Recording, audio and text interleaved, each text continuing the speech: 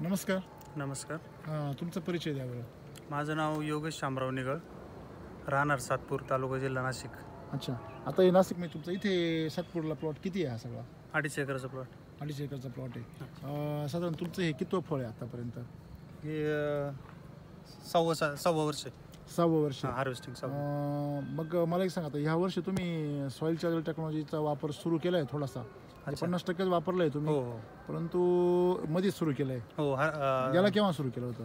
याला second deep पासून use केलं. सेकंड डीप पासून म्हणजे फ्लोरिंगच्या नंतर. आणि सॉईल चार्जर Setting रेग्युलर नंतर. वापरताय, पण फ्रूट चार्जर वगैरे त्याचा वापर जास्त नाही, म्हणजे एकदाच वापरलं का? नाही. एकदा पण नाही वापरलं? फ्रूट चार्जर नाही आणून नाही गेले. आणलेलंच नाही. म्हणजे त्याचा आता जे शेतकरी सॉईल चार्जर वापरतायत, परंतु बाकीचे प्रोडक्ट्स वापरत नाही आहे. तुमची प्लॉट ज्यावेळेस तुम्ही धरला त्यावेळेची काय कंडिशन होती? प्लॉट ज्यावेळेस म्हणजे आपण सॉईल चार्जर यूज करायला सुरुवात केली हां त्यावेळेस सेटिंग अवस्थेत होता. हां थोडं व्हेरिएशन होतं. हां.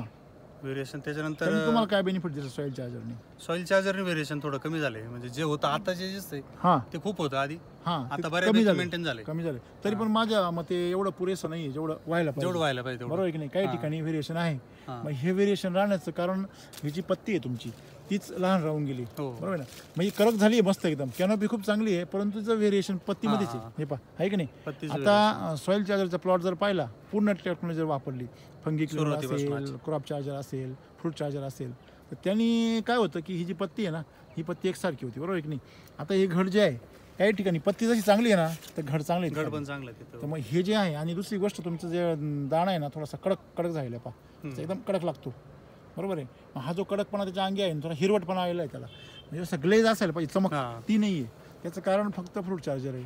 मग फ्रूट चार्जर आणि साईज चार्जरचा वापर जर केला, साईज चार्जर आपलं डीप मध्ये केले मी. साईज एकदा डीपमध्ये दिलंय ते फ्रूट चार्जर बरोबर कंटिन्यू यायला पाहिजे होतं पुढं.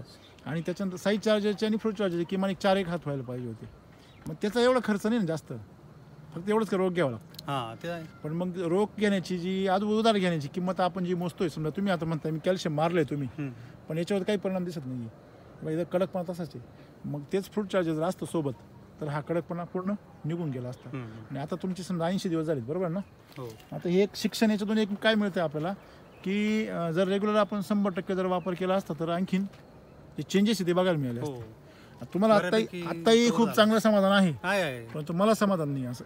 बरोबर आहे की नाही? म्हणजे एक सॉईल चार्जरचा शेतकरी जर म्हटला, तर आज तुमची हे या ठिकाणी लहान दिसतात, या ठिकाणी मोठं मणी व्हेरिएशन आहे ना ते. की नाही? हा गड एकदम चांगला आहे. मग हे जे बदल आहे, हे बदल आपण जर हे केलं, म्हणजे सगळे जर प्रोडक्ट्स जर कंटिन्यू वापरले, तर तुम्हाला काय वाटतंय? इतर शेतकऱ्यांचे तुम्ही ज्या बागा बघता युट्यूबवर, ते कशा नाही, त्यांनी आता 100% वापरलंय. त्यांनी पूर्ण आपल्या पॅकेज नुसार त्यांनी यूज केलेलं आहे. आता अजून तुमच्याकडे 40 दिवस आहेत. हो, तुम्ही अजूनही हे वापरून तुमच्या याच्यामध्ये सुधारणा करू शकता. होईल, सुधारणा होईल. ओके, चालेल, ठीक आहे.